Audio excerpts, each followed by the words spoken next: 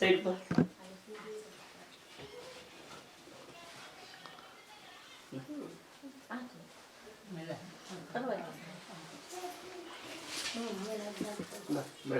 ಬಾಗಿರಿ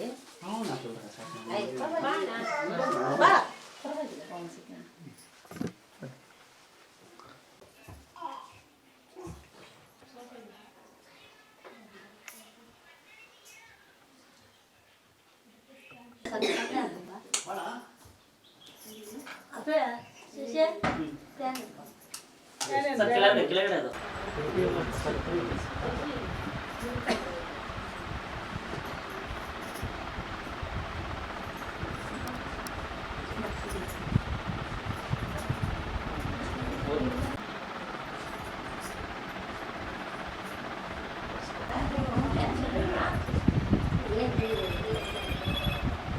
ತುಂಬ ಖುಷಿ ಆಗ್ತಿದೆ.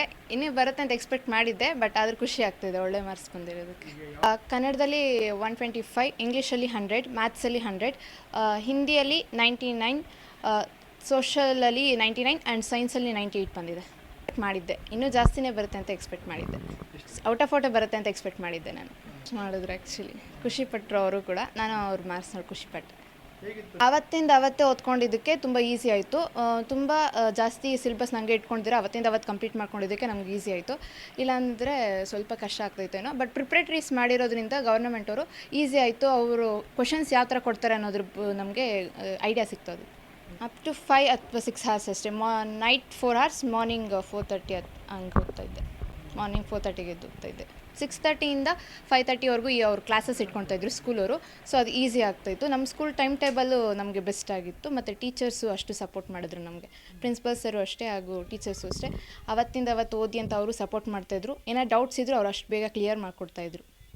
ಪೇರೆಂಟ್ಸ್ ನಮ್ಮ ಅಪ್ಪ ಅಮ್ಮನ ಲೈಕ್ ಯಾವುದಾದ್ರೂ ಪ್ರಿಪ್ರೇಟ್ರಿಗಳಲ್ಲಿ ಅವ್ರು ಮಾಡಿಸಿರೋ ಪ್ರಿಪ್ರೇಟ್ರಿಗಳಲ್ಲಿ ಏನೋ ಮಾರ್ಕ್ಸ್ ಒಂದು ಸ್ವಲ್ಪ ಕಡಿಮೆ ಬಂದರೂ ಫೀಲ್ ಆಗ್ತಿತ್ತು. ಬಟ್ ಆದರೆ ಅವರು ಇನ್ನೂ ಬರುತ್ತೆ, ಹಿಂಗೆ ಮಾಡೋಕ್ಕಾಗುತ್ತೆ ಅಂತ ಹೇಳ್ಬಿಟ್ಟು ಸಪೋರ್ಟ್ ಮಾಡಿದ್ರಿಂದಲೇ ನನಗೆ ಇವತ್ತು ಎಷ್ಟು ಮಾರ್ಕ್ಸ್ ಬಂದಿರೋದು.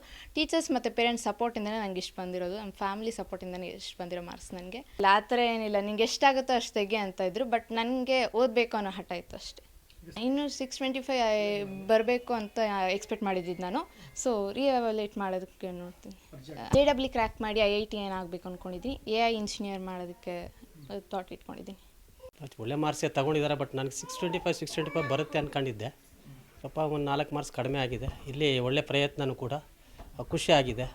ಕ್ರೆಡಿಟ್ಸ್ ಎಲ್ಲನೂ ಆ ಶಾಲೆಗೆ, ಆ ಶಾಲಾ ಏನು ಶಿಕ್ಷಕರಿದ್ದಾರೆ ಆ ಶಿಕ್ಷಕರಿಗೆ ಮತ್ತು ಟೋಟಲಿ ಶಾಲಾ ಸಿಬ್ಬಂದಿಗೆ ಈ ಕ್ರೆಡಿಟ್ಸ್ ಎಲ್ಲ ಹೋಗಬೇಕು ಸರ್. ನಾವು ಕೂಡ ಅವ್ರು ಫ್ರೀಯಾಗಿ ಓದಲಿ ಅನ್ನೋ ಇಂಟೆನ್ಷನ್ ಮೇಲೆ ಚೆನ್ನಾಗಿ ಓದಮ್ಮ ನೀನು, ಏನಾದರೂ ಅಕಸ್ಮಾತ್ ಏನಾದ್ರು ಮಾರ್ಕ್ಸ್ ಕಡಿಮೆ ಬಂತು ಪ್ರಿಪ್ರೇಟ್ರಿಲಿ ಆ ಥರ ಇದ್ದಾಗ, ಇಲ್ಲ ನೀನು ಎಫರ್ಟ್ ಆಗ್ತೀಯ, ಚೆನ್ನಾಗಿ ಔಟ್ ಆಫ್ ಔಟ್ ಬರುತ್ತೆ ಅಂತ ನಾವು ಕೋಪ್ರೇಟ್ ಮಾಡ್ತಾಯಿದ್ವಿ. ಸೊ ಆ ಇಂಟೆನ್ಷನ್ ಇಟ್ಕೊಂಡು ನೀವು ಚೆನ್ನಾಗಿ ಓದಬೇಕು.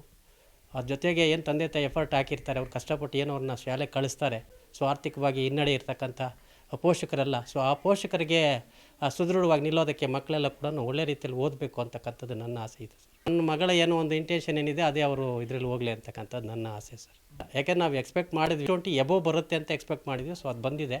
ಏನೋ 4 ಮಾರ್ಕ್ಸ್ ಕಡಿಮೆ ಅಂತಾರೆ, ರಿವ್ಯಾಲ್ಯೂಷನ್ಗೇನೋ ಪ್ರಯತ್ನ ಪಡುವ ಅಂತ ನೋಡೋಣ ಆಗಲಿ. ಸೊ ಈಗ ಬಂದಿರತಕ್ಕಂಥ ಏನು ರಿಸಲ್ಟ್ ಇದೆ ಅದಕ್ಕೆ ಸ್ಯಾಟಿಸ್ಫ್ಯಾಕ್ಷನ್ ಇದೆ ಸರ್.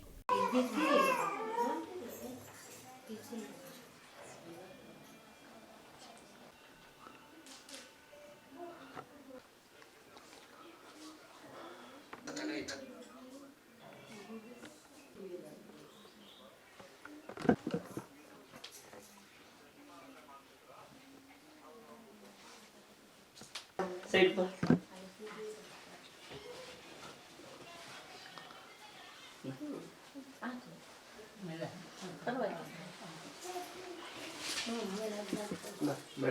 ಬಾಗಿರಿ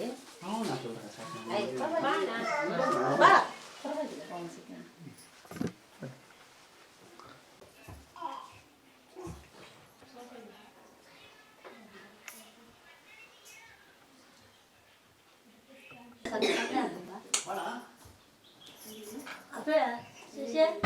ಸರ್ ಕೆಳಗಡೆ ಅದು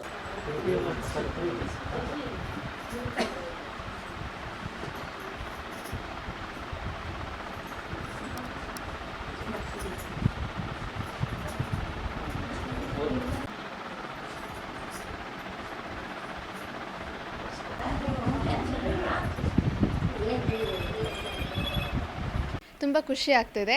ಇನ್ನೂ ಬರುತ್ತೆ ಅಂತ ಎಕ್ಸ್ಪೆಕ್ಟ್ ಮಾಡಿದ್ದೆ, ಬಟ್ ಆದರೂ ಖುಷಿ ಆಗ್ತಿದೆ ಒಳ್ಳೆ ಮಾರ್ಕ್ಸ್ ಬಂದಿರೋದಕ್ಕೆ. ಕನ್ನಡದಲ್ಲಿ 125, ಇಂಗ್ಲೀಷಲ್ಲಿ 100, ಮ್ಯಾಥ್ಸಲ್ಲಿ 100, ಹಿಂದಿಯಲ್ಲಿ 99, ಸೋಷಲಲ್ಲಿ 99 ಆ್ಯಂಡ್ ಸೈನ್ಸಲ್ಲಿ 98 ಬಂದಿದೆ. ಮಾಡಿದ್ದೆ, ಇನ್ನೂ ಜಾಸ್ತಿನೇ ಬರುತ್ತೆ ಅಂತ ಎಕ್ಸ್ಪೆಕ್ಟ್ ಮಾಡಿದ್ದೆ. ಔಟ್ ಆಫ್ ಬರುತ್ತೆ ಅಂತ ಎಕ್ಸ್ಪೆಕ್ಟ್ ಮಾಡಿದ್ದೆ. ನಾನು ಮಾಡಿದ್ರು ಆ್ಯಕ್ಚುಲಿ ಖುಷಿಪಟ್ಟರು ಅವರು ಕೂಡ. ನಾನು ಅವ್ರ ಮಾರ್ಕ್ಸ್ ನೋಡಿ ಖುಷಿಪಟ್ಟೆ. ಅವತ್ತೇ ಓದ್ಕೊಂಡಿದ್ದಕ್ಕೆ ತುಂಬ ಈಸಿ ಆಯಿತು. ತುಂಬ ಜಾಸ್ತಿ ಸಿಲೆಬಸ್ ನನಗೆ ಇಟ್ಕೊಂಡಿದ್ದೀರ ಅವತ್ತು ಕಂಪ್ಲೀಟ್ ಮಾಡ್ಕೊಂಡಿದ್ದಕ್ಕೆ ನಮ್ಗೆ ಈಸಿ ಆಯಿತು.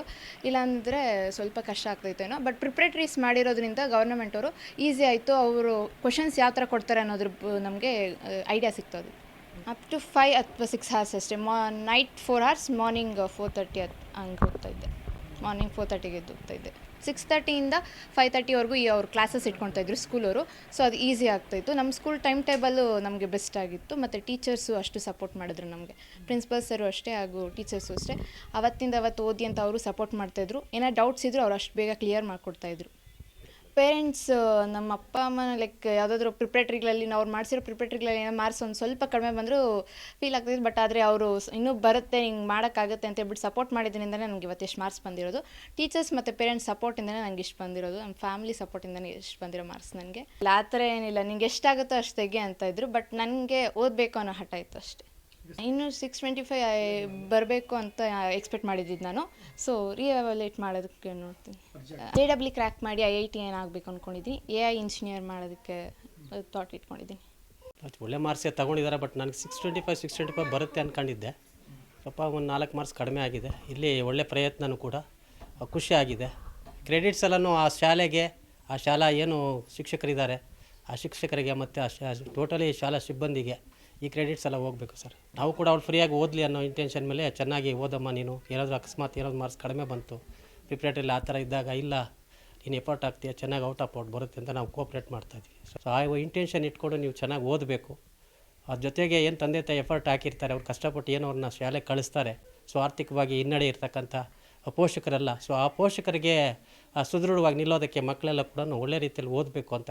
ಹೆಚ್ಚಿನ ವಿಡಿಯೋಗಳಿಗೆ ಪ್ರತಿಧ್ವನಿ ಯೂಟ್ಯೂಬ್ ಚಾನೆಲ್ ಸಬ್ಸ್ಕ್ರೈಬ್ ಮಾಡಿ, ಬೆಲ್ ಐಕಾನ್ ಕ್ಲಿಕ್ ಮಾಡಿ.